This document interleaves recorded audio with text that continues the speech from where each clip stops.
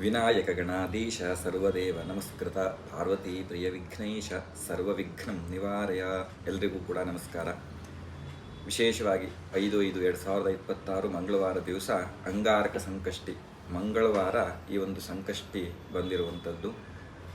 ಕುಜನಿಗೆ ಸಂಬಂಧಪಟ್ಟು ಅಂದರೆ ಭೂಮಿಗೆ ಸಂಬಂಧಪಟ್ಟು ಏನಾರು ತೊಂದರೆ ತಾಪತ್ರೆಗಳು ನಿಮ್ಮ ಒಂದು ಜಾತಕದಲ್ಲಿ ಆಗ್ತಾ ಇದೆ, ಸೈಟನ್ನು ತಗೊಳ್ಬೇಕು, ಅದು ಅನುಕೂಲ ಆಗ್ತಾ ಇಲ್ಲ ಅಂತ ಹೇಳಾದರೆ, ಹಾಗೆ ಕೆಲಸದಲ್ಲಿ ವಿಶೇಷವಾಗಿ ತುಂಬ ಜನರಿಗೆ ಕೆಲಸದಲ್ಲಿ ಸಮಸ್ಯೆ ಆಗ್ತಾ ಇದೆ, ಬಿಟ್ಟೋಗೋ ಥರ ಇದೆ, ಏನು ಮಾಡಬೇಕು ಅಂತ ಹೇಳಿ ಕೇಳ್ತಾ ಇದ್ರು. ಅಂಥ ವ್ಯಕ್ತಿಗಳು ಕೂಡ ಈ ಒಂದು ಅಂಗಾರಕ ಸಂಕಷ್ಟಿಯ ದಿವಸ ಗಣೇಶ ದೇವರ ದರ್ಶನ, ಹಾಗೆ ಅಲ್ಲಿ ಯಥಾಶಕ್ತಿ ಸೇವೆಯನ್ನು, ಯಾವುದಾದ್ರೂ ಒಂದು ಸೇವೆಯನ್ನು ಮಾಡ್ಕೊಳ್ಬೋದು.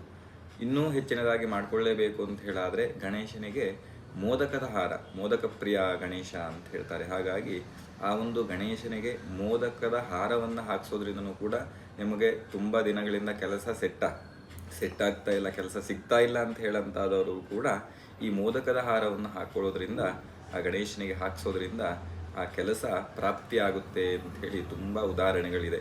ಹಾಗಾಗಿ ಗಣೇಶನಿಗೆ ಮೋದಕದ ಹಾರವನ್ನು ಹಾಕ್ಬೋದು.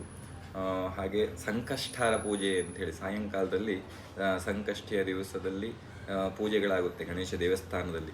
ಆ ಒಂದು ಪೂಜೆಯಲ್ಲೂ ಕೂಡ ಪಾಲ್ಗೊಳ್ಬೋದು. ಈ ರೀತಿ ಎಲ್ಲ ಮಾಡೋದ್ರಿಂದ ಎಲ್ಲ ಕಷ್ಟಗಳು ಸಮಸ್ಯೆಗಳು ಪರಿಹಾರ ಆಗಿಬಿಡುತ್ತೆ.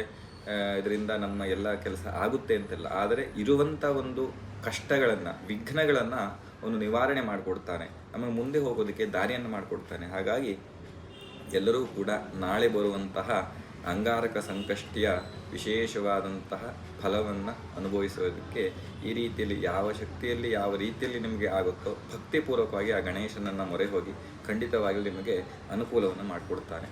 ಸತ್ಯಾಸಂತು ಯಜಮಾನಸ್ಯ ಕಾಮಾಃ.